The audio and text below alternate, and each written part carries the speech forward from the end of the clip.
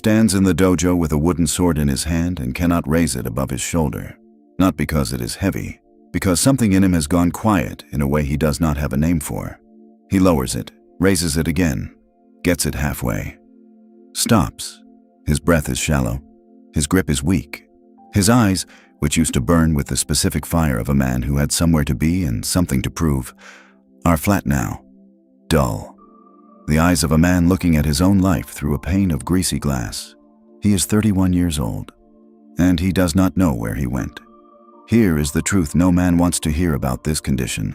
You are not tired. You are not unmotivated. You are not, in the shallow sense most men mean when they say it, simply going through a phase. You have lost something older than motivation, older than discipline, older than any of the modern words men use to describe the state of having no interior fire. You have lost your drive. And drive, real drive, the specific masculine force that makes a man move through the world with weight and direction, is not something you restore through information. It is not a question of better sleep, better food, better habits. Those things matter. They are not the cause. The cause is deeper, and the deeper cause is the one men refuse to look at, because looking at it requires admitting something about how they have been living that is more uncomfortable than the flatness itself. The man who could not lift his sword. His name is Renjiro. He was once one of the most promising students in his dojo. He had the particular quality of intensity that older students watch for. A young man who did not need to be driven, because something inside him was already driving. That was 6 years ago. 6 years of steady training. 6 years of slow, continuous progression. 6 years of doing what a disciplined man does, showing up, doing the work, keeping the habits, refining the technique. And somewhere in those 6 years, without him noticing the specific moment it happened, the interior engine quieted. Not broke, quieted. He still shows up to the dojo. He still trains. He still, by the external measure of any observer, looks like a disciplined swordsman. But inside, the weight behind his movements has gone. The master notices. He has been noticing for months.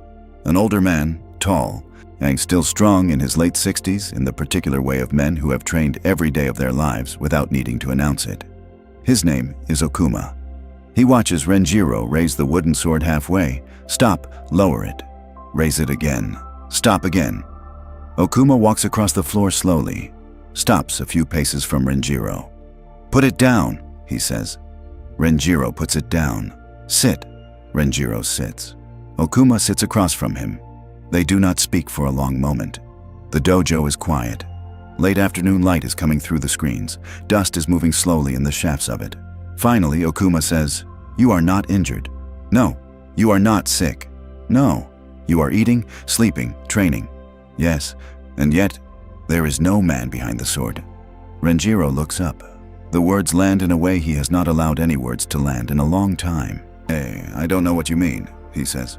"Yes, you do," Okuma replies. "You know exactly what I mean. You have known for months, perhaps for years. You have been hoping no one would say it out loud." He waits. Renjiro does not answer. Okuma leans back slightly. "Tell me," he says. "When was the last time you wanted something?" Renjiro opens his mouth to answer, and finds, with the specific discomfort of a man whose easy answers have just stopped working, that he cannot answer. He cannot remember the last time he wanted something. Not something to buy, not something to eat, not a small comfort or a small satisfaction. Wanted, in the deeper sense. Wanted something so specifically and so clearly that the wanting became a shape inside him, a direction, a reason to get up before dawn, a reason to push past the point where pushing stopped being pleasant. When was the last time he had felt that? He could not locate it. Months, possibly longer. Somewhere, without him marking the crossing, he had become a man who executed habits without being animated by any deep wanting behind them. And a man who executes habits without animation is a man who is going through the motions of his own life, no matter how disciplined the motions look from the outside. Okuma watched him realize this, did not rush him. After a long silence, the old man said, "The sword is heavy today because the man holding it has forgotten why he holds it. This is not a problem of technique, not a problem of strength, not a problem of discipline. This is a problem of fire." He paused. "And fire does not return through trying harder. Fire returns through a path men do not want to walk. The path that Musashi walked in his 30s.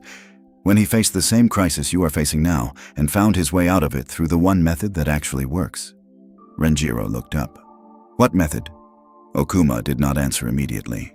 He looked at the dust moving in the light. Tomorrow, he said. Come before dawn. Bring nothing. Leave the sword at home. Why?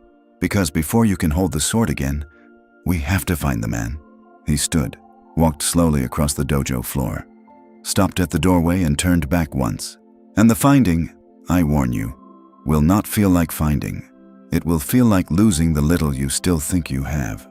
He stepped outside, and Renjiro sat alone on the wooden floor with the late light fading around him and the specific and unwelcome awareness that the next morning was going to ask something of him he had been avoiding, without knowing he was avoiding it, for a very long time. The path. Musashi. Walked Renjiro arrived at the dojo before dawn. Okuma was already outside, waiting at the edge of the path that led up into the hills behind the compound. He said nothing, simply turned and began walking. Renjiro followed. They walked for 2 hours. Up the path, through cedar forest, higher than Renjiro had been before. The old man did not speak, did not explain where they were going. Renjiro's breath began to labor halfway up. His legs began to burn. He noticed, with the specific discomfort of a man accustomed to thinking of himself as fit, that his body was weaker than it had been 2 years ago. That the training at the dojo had been maintaining his technique but not his capacity. That he had been doing the motions of physical discipline without the underlying intensity that built actual strength. The realization was not dramatic. It was small, domestic. The quiet, accumulated evidence of a man who had been coasting inside the appearance of effort. They reached a clearing high on the mountain, a flat stone area, perhaps the size of the dojo floor. The view opened below them, the valley, the village, the dojo compound small and distant. Okuma stopped, turned. Sit! Renjiro sat. He was breathing hard. His legs were trembling slightly. He tried to hide it. Okuma noticed. Do not hide it, he said. The trembling is the first honest thing your body has done in a long time. After Renjiro's breath settled, the old man spoke. Musashi, he said, had the same crisis you are having. He did? At 32, perhaps 33. He had fought dozens of duels by then, won all of them. He was famous, respected, feared, and something inside him, the specific force that had made him the man he had become, went quiet. Renjiro looked up. How did he get it back? He did not get it back, Okuma said. He built something new. This is the first thing men misunderstand about losing their drive, Okuma said. They treat it as something that has been taken from them. They try to recover it, return to it, restore the specific engine that used to run them. But the engine that ran you at 25 was the engine of a 25-year-old man. It ran on the fuel of that age, proving yourself, becoming something, establishing your place in the world. At some point, usually in the early 30s, that fuel runs out, not because the man has failed, because the proving is finished. He has proved, he has established, he has become. And the engine that ran on proving goes quiet, because there is nothing left to prove.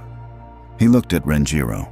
Men who do not understand this spend the rest of their lives trying to restart the old engine. They chase new things to prove, new achievements to stack on top of the achievements they have already stopped caring about. They go through cycles of trying harder, collapsing, trying harder again, wondering why the fire will not return. The fire will not return. The fire was for a younger man. The younger man completed his work. What you need now is not the fire you had. What you need is a new fire, built on different fuel. Renjiro sat with this. What fuel? Okuma did not answer immediately. He looked out over the valley.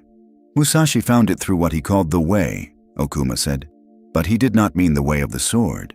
He meant something deeper, the specific orientation of a man who has stopped living for what he can become and started living for what he can build, create, and leave behind.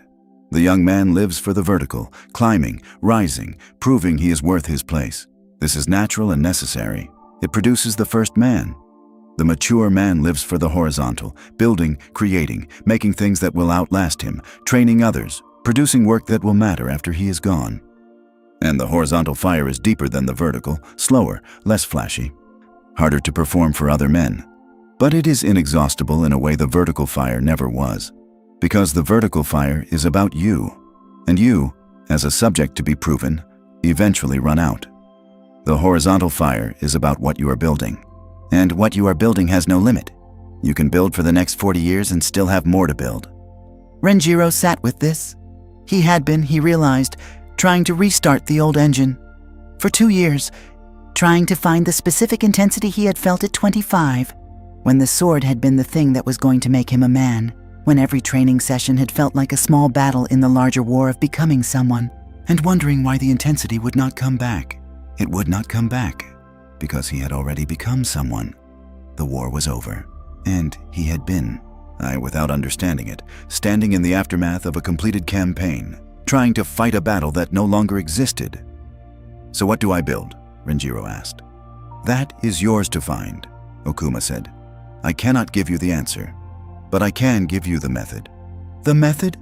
"Every morning, for the next 100 days, you come here, to this spot on the mountain, before dawn. You sit and you ask one question." "What question?" Okuma looked at him. "What am I going to build with the rest of my life?" Not as a decision, not as a plan to be executed, simply as a question, sat with, held, turned over in the quiet before the day begins. "For most of the 100 days, nothing will come." "This is fine. You will want to rush the answer, because young men always want to rush answers." Do not rush. Somewhere between day 30 and day 90, it varies. Something will begin to surface. Not a grand vision, not a life plan. A small, specific, almost embarrassing pull towards something concrete. Follow the pull. The pull is the new fire. It will not feel like the old fire. It will feel smaller, quieter, more domestic, less heroic. This is the correct feeling. Because the horizontal fire does not announce itself. It asks for a specific kind of work and simply expects you to do it. Without fanfare. Without external validation. Renjiro was quiet for a long time. "And what about the dojo? The training? The sword?" "You will continue training," Okuma said. "But you will train differently. You will not train to prove anything. You will not train to become anything. You will train because the training is part of whatever you decide to build. The sword will feel lighter, not because you are stronger, because the man holding it has stopped trying to use it to fill a hole that was never going to be filled by swords." He stood slowly, looked out over the valley one more time. "This is the first half of what Musashi found in his 30s. Tomorrow, if you come back, I will give you the second." "Why not today?" "Because you need to sit with the first half for one night. Otherwise the second half will blur into it, and you will leave the mountain with information instead of understanding." He turned to walk back down the path, paused. "The second half," he said quietly, "is the part that separates men who build something lasting from men who build another round of visible achievements, and then, in their 40s, find themselves exhausted again, in a new shape. Think carefully tonight, not about what to build, about who the builder is." He began walking down the mountain. Renjiro sat on the stone for a long time after the old man had gone. The sun was coming up over the valley, and somewhere underneath the exhaustion he had been carrying for 2 years, something small, tentative, not yet named, was beginning to stir. The builder beneath the building. Renjiro returned the next morning before dawn. Okuma was waiting at the edge of the path, as before. They climbed in silence. The second day was easier than the first. Not because his body had changed, because his breath was different. Less shallow, less braced against the climb. Something in him had shifted during the night. Not the answer to what he would build. That was still empty. Something underneath the question. They reached the clearing. Okuma sat. Renjiro sat across from him. "Last night, what did you think about?" "I tried to think about what I would build. Nothing came. Then I stopped forcing it. And somewhere in the middle of the night, I found myself thinking about my younger brother. He is 19. He has the old fire, the one I used to have. And I felt protective of it. I wanted him to use it well, direct it towards something that would still matter when the fire eventually quieted in him." He paused. "I have not thought about him in that way for a long time." Okuma nodded slowly. "That is the beginning, not of your answer, of the change underneath the answer." "The change?" "Yesterday I told you the first half. That the fire of your 30s is built on different fuel than the fire of your 20s. Today I will tell you the second half." He paused. "Most men, when they hear what I told you yesterday, try to identify what to build. They make plans, they set goals, and for a while, it works. Then, usually around the 40s, They collapse again because they were still running the old machine. They simply painted it a different color. The deeper question is not what you will build. It is who the builder is. Because the man who built things in his 20s built from a specific interior, built from urgency, built from the need to prove. If that same interior tries to build in the 30s and 40s, it burns out. The urgency cannot sustain. The need to prove has nothing to prove to. The builder has to change. Change into what? Into the man who builds not from urgency, but from care. Not from anxiety, but from attention. Not from the need to make himself into something, but from the quiet willingness to work on something that is not himself. Your younger brother is not you. The students who will come to you in your 40s are not you. The work you will eventually build is not you. And the care you extend toward these, when you are no longer trying to use them to complete yourself, is the fire of a mature man. This is the shift Musashi made, not in his fighting, in the man doing the fighting. He stopped fighting for himself. He stopped fighting to become. He became a man who fought because whatever he was building through the fighting mattered beyond his own name. The Book of 5 Rings is the work of that man, not the young swordsman who fought 60 duels, the older man who sat in a cave and tried to pass on what he had learned. That book was the horizontal fire, burning late, and you can hear it in every line. Musashi is not writing to prove himself, he is writing to give. Renjiro sat with this. He thought about the last 2 years. He had been, during all of those 2 years, trying to become something, trying to restart the becoming. He had not once asked himself, was there anything he wanted to give? The question had not occurred to him. He had been still running the young man's engine of acquisition, still trying to accumulate into himself, and still orienting his life around the question of what he would become. And the engine had died, as such engines die, around the age of 30, because the becoming was complete, and he had not replaced it with anything else. How do I become the builder? You begin by noticing where care naturally arises in you, not where you force it, where it arises. Your brother yesterday, the wanting to protect the fire in him, that was care arising, not manufactured, simply there. Over the next 100 days, you will notice other places, small, specific, unannounced. A younger student at the dojo who reminds you of yourself. The old groundskeeper whose craft has never been recognized. A technique in the sword work that has been slowly deteriorating because no one is teaching it correctly anymore. These are the pulls, quiet, unheroic, easy to miss. But they are pointing you toward the man you are next going to become. The younger man tried to build a life for himself. The mature man builds something for what continues after him. And the specific interior posture, the turning away from yourself as the primary project, towards something beyond yourself as the real work, is what produces the deep sustained fire that burns through a man's 40s and 50s and 60s without exhausting him. Because it is not powered by him. It is powered through him. Renjiro sat with this. The sun was fully up now. Down in the valley he could see the village beginning its day. Men who, for the most part, would never consider any of what Okuma had just said. Men who would spend their 30s and 40s trying to restart the old engine of becoming, failing, and eventually, in their 60s, collapsing into a quiet, exhausted old age. He did not want to be one of those men. But there was something else. Something Okuma had not yet addressed. What if the care does not come? Renjiro asked. What if I sit here for 100 days and I notice nothing? What if there is nothing I care about beyond myself? Okuma looked at him with the expression of a man who had been waiting for this question. Then the capacity for care has atrophied, and it will have to be rebuilt. How?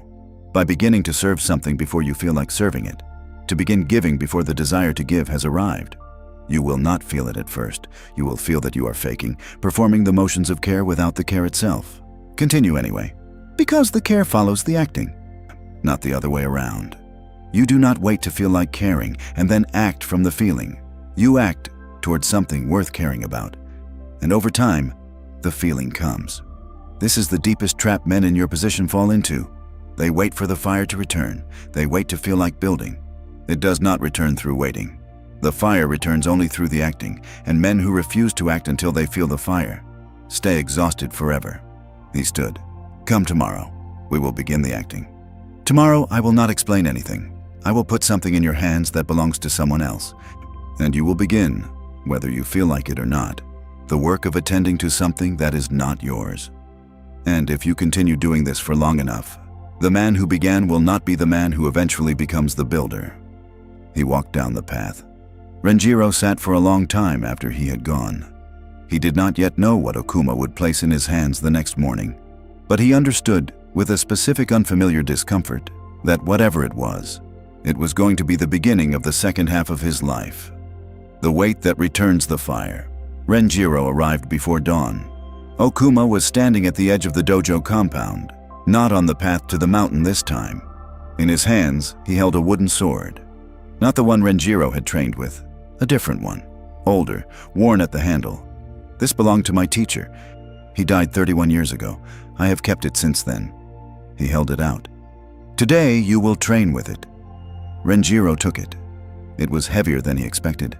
Not because the wood was heavier, because the weight of what the old man had just placed in his hands was not entirely physical.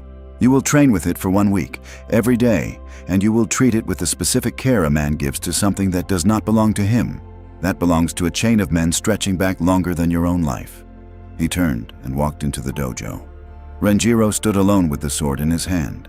It was just a wooden sword. It was also, he could feel this with a specific unfamiliar pressure in his chest, a relationship. To a man he had never met, to the 31 years Okuma had kept it. And this pressure was doing something to him he had not felt in a long time. He was paying attention, not to himself, not to his technique, not to his performance, to the sword, to the thing in his hand that did not belong to him. He trained with the sword that morning. The training was different. He was not, during those forms, thinking about himself. He was thinking about the sword, about its balance, about the specific places where the wood had worn over years of use, about whether his grip was respecting what the sword had been built to do. And in the not thinking about himself, in the simple act of attending to something that was not his primary project, the exhaustion that had been living in him for 2 years began, quietly, to loosen. He noticed it, as men always notice such things, at the end of the morning. His breath was even. His mind was quiet in a way it had not been quiet in a long time. Not the flat quiet of the last 2 years, a full quiet. The quiet of a man who had just spent an hour fully inside an encounter with something beyond himself. Okuma watched from the edge of the dojo. When Renjiro finished, he walked over. How did it feel? Different. How? I was not monitoring myself. I was paying attention to the sword. Okuma nodded. That is the smallest version of what you will eventually do with your whole life. The young man pays attention to himself, to how he is performing, to whether he is succeeding. The mature man pays attention to what is in front of him, to the sword, to the craft, to the student, to the specific small thing that has been entrusted to his care. And the mature man, attending outward, does not exhaust the way the young man exhausts, because his attention is not constantly feeding back into the interior machine of self-assessment. His attention is going out. When you forget the self, not through suppression, but through the simple redirection of attention towards something worth attending to, the fire returns. Not as the fire of the young man, as something steadier, deeper. Not the bonfire that burns out in a single night, but the low coal that can warm a room for 30 years. Renjiro held the sword for a long moment. He understood what he had been missing. He had been for 2 years trying to refill himself. The emptiness had felt like a hole. And he had been trying to fill the hole with more achievement, more training, more proving. But the hole could not be filled that way, because the hole was not an absence of achievement. It was an absence of direction, an absence of anything outside himself genuinely worth his attention. When a man has nothing outside himself worth his attention, he turns inward. He becomes his own project. And the project of being your own project, sustained for decades, produces exactly the specific exhaustion Renjiro had been drowning in. The cure was not to pump more fuel into the old engine. The cure was to turn off the old engine entirely. He trained with the sword for 7 days. Each day, the weight of it changed. By the 7th day, it was the weight of something longer than both of them. A chain of men stretching backward into a past Renjiro had never been part of, and forward into a future he would eventually pass into. He was a link in a chain. Not the whole chain, not the most important link, but a link. On the 8th morning, he brought the sword back. Okuma was sitting in the dojo. Renjiro knelt, placed the sword on the floor between them. Thank you for lending it to me. Okuma looked at it for a long moment, then slid it back across the floor. Keep it. Master, I cannot. You can. You understood what it was for. My teacher would have wanted it with a man who understood. It is time for it to continue forward." He paused. "One condition, when you find the man to give it to, and you will find him, in 10 years, or 20, or 30, you will not give it to him because he deserves it. You will give it to him because he has, through whatever crisis is specific to him, become ready to hold something that is not his. That is the only test." He stood. "Go, train, live, build." The fire is already returning. You have not noticed because you have stopped looking at yourself long enough to notice, but I can see it. He walked out of the dojo. Renjiro sat alone on the floor with the sword in his hands. A different man than the one who had walked in 3 weeks earlier. Quieter, less heroic in shape, less urgent, but steadier. And the steadiness was the beginning of what the next 40 years of his life were going to feel like. If he continued, if he kept his attention outward, if he kept serving whatever was worth serving, and rather than trying to refill the small exhausted engine of his own becoming. Now, here, you are not in a mountain dojo.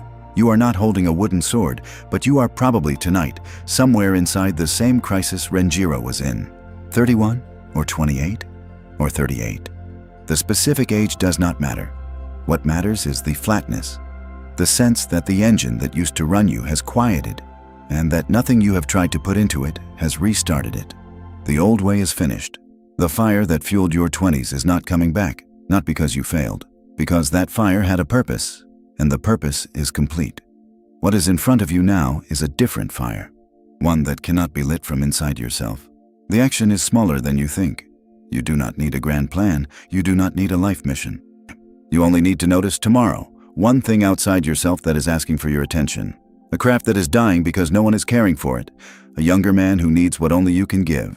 A small object someone has placed in your hands that you have been holding without fully attending to. Attend to it, without fanfare, without needing it to make you feel anything in particular. And across the weeks and months that follow, the specific quality of the thing that used to live inside you in your 20s will begin, quietly, to return. Not as it was, as what it is meant to become next. The dojo is empty. The sword rests on the wooden floor. And somewhere, tonight, a man is sitting in the low gray light of a room he did not choose, holding the specific flat exhaustion of a life that has stopped knowing what to run on. He thinks the problem is inside him. It is not. The problem is that he has been looking inside himself for the answer to a question that can only be answered outside. If this reached something in you, leave one word below.